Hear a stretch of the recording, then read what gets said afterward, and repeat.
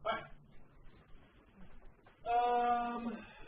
The Green Club is having a meeting today about a new project that they're about to start. The project will mostly be done by volunteers over the winter holiday. And there's a way for you to rack up community service hours on your own instead of like joining an event. No extra credit for the activity they're discussing today. So this is not one of the Green Club activities that's going to help your grade. But you may want to go. They're talking about a community service award for environmental work. And they're also talking about a way that you can get community service over the holiday that you may be interested in discussing with them. If not, just talk to Ben and Hannah. Ben Collinson, Hannah Egan, sometime outside of class if you can't see them today at Okay, you'll need your 6.2. I want to talk about one of my favorite study books.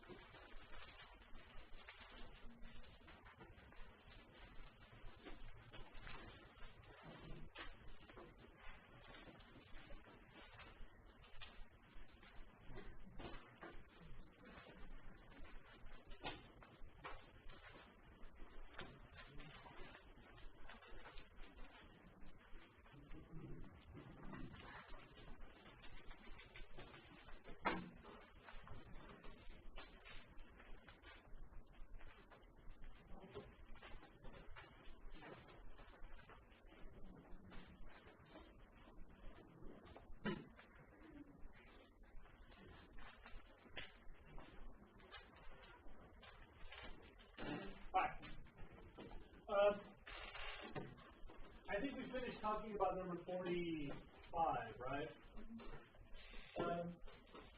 46 and 47, I think, are pretty straightforward. I want to talk about number 48, which is actually, I think, one of my favorite topics to discuss in or out of class. If you read number 48, that might creep you out.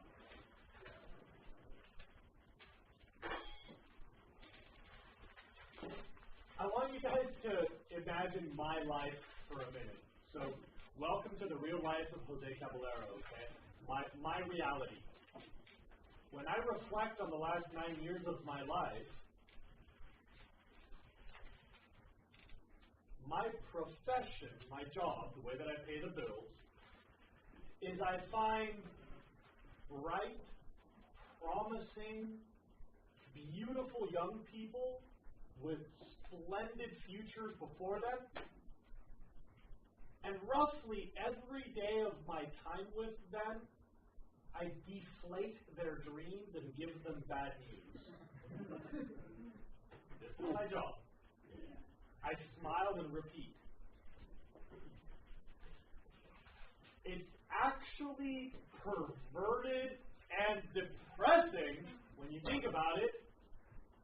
Year after year, like Bill Murray in Groundhog Day, I go to work and find some other young, promising, beautiful people with bright futures and just keep giving them bad news. You will come and go. I'm happy for you. I'm excited for you. You're going to be great people. I hope you'll remember me and hook me up someday. But you're going places. You've got stuff going on. I'll be here.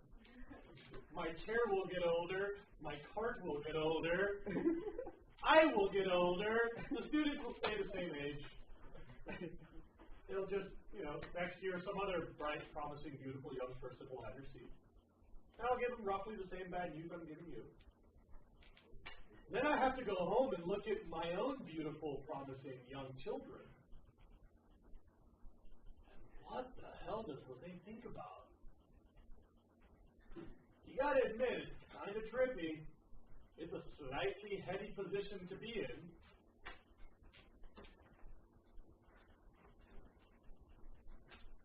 It's like being a midwife when you work at a funeral home. Sort of. Like, I want to inspire my kids and make sure that they're excited about their futures, and then I come to work and I make sure I ruin your futures. It's a weird position. And so one of the things that I always think about is really, actually, what will happen. Like, honestly, every time students ask me, like, wait, I'm actually really scared about this climate thing, I want to give you an honest answer. And so, in the last 8 or 9 years, I've developed a new taste in literary fiction. In the last 8 years, I've read almost exclusively apocalyptic fiction. This is what I think about. The end days. Really? Like, welcome to my reality. Like, that is actually what I think about all the time. Wait, we have 9 days left. So do you believe the world's going to end? No, I believe people who say that are stupid.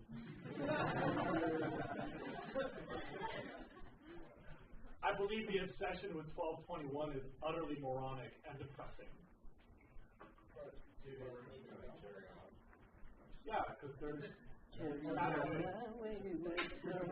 I mean, like, I don't know how people in the past had such clarity about the future, but I don't believe most other random mythologies either. And BT Dubs, I am taking that day off. Really, I have my excuse. I'm not kidding. Request for time off, 12/21. But it's not because of the apocalypse. It's an exam day, so I'm starting my vacation early. I'll be at my daughter's kindergarten that day. Be with your daughter around the world then. So, no, I'll be stocking my pantry. Yeah, I'll be sharpening my weapons. I'll be loading all my guns. So anyway, I think a lot about the apocalypse. It's such a perverted thing to say. And one of the funny things I've come up with is pretty much the only way that humans will go extinct, which is obviously the way that humans will go extinct, is disease.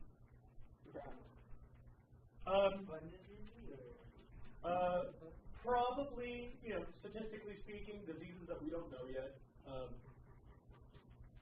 Now, there's a lot of details that I'm going to leave out of my explanation, but, fundamentally, all the other apocalyptic issues, there's the asteroid strike, by the way. Asteroid strikes could kill off humanity. So it's either an asteroid or disease. I don't think nuclear holocaust makes sense. If I'm fighting with him, I'm not going to kill myself. That doesn't help me. If I'm fighting with him, I want to, I guess, kill him at the worst. So the nuclear holocaust scenario doesn't make sense because you don't want to kill yourself along with everybody else. So there's enough weapons to do that, but the logistics don't make sense. Nuclear warfare seems sadly promising in the future, but not utter annihilation. Climate change will be really bad for humanity, and by the way, the most deadly thing about climate change is that it will make disease worse.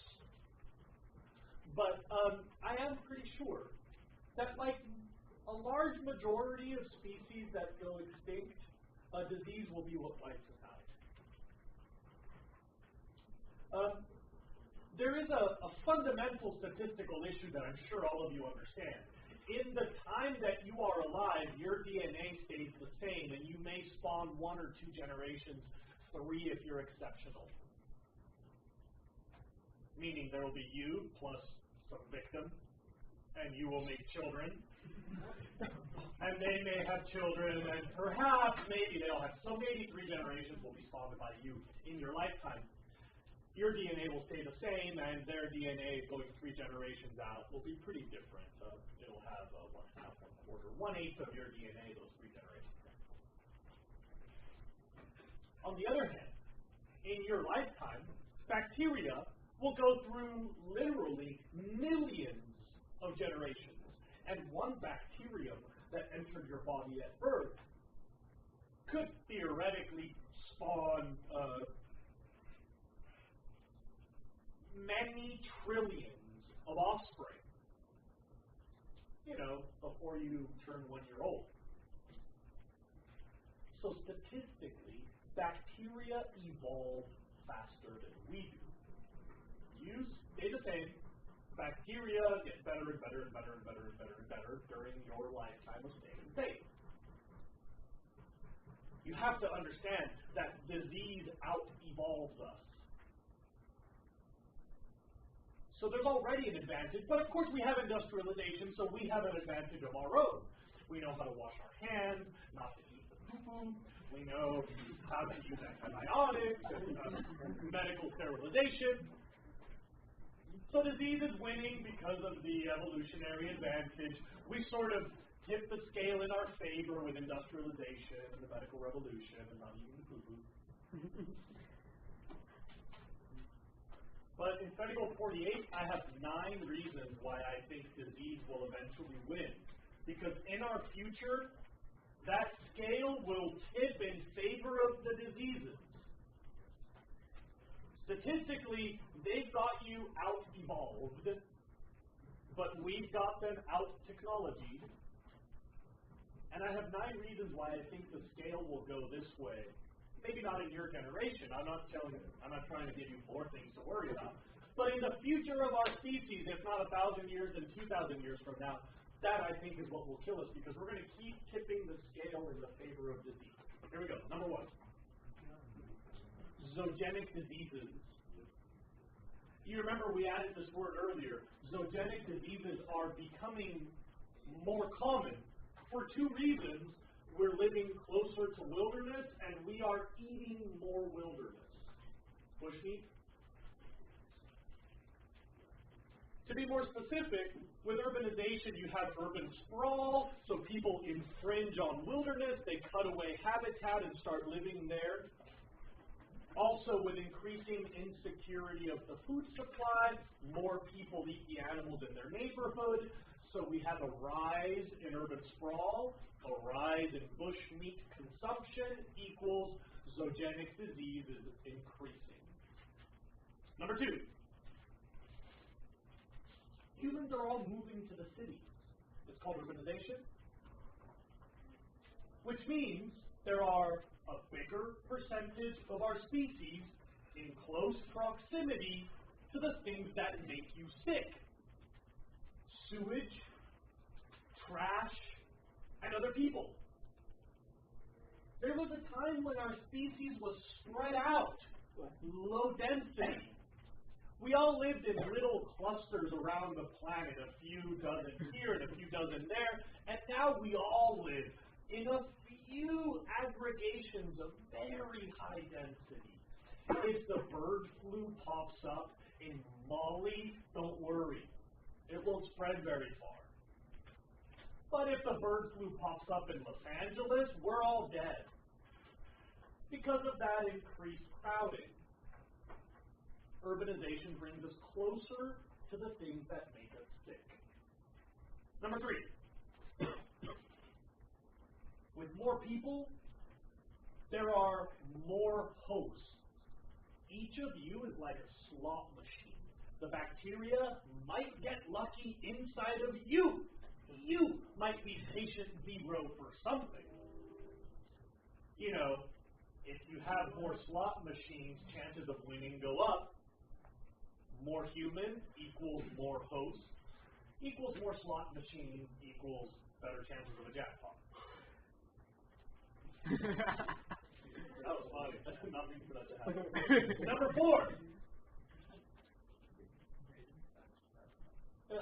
By the way, that movie Contagion, unbelievably true to the scientific process. That was the most complimentary movie I've ever seen in Hollywood discussing the process of science to the public. I have never seen a more thoughtful representation of how science works in society. Like, that movie was otherwise rubbish, but it actually did a lot of thoughtful reflection and teaching about the potential of science. I actually really voted pro-science. Alright, number 4. Antibiotics kill 99.99999%, which is not good enough, unfortunately. More antibiotics means more superbugs.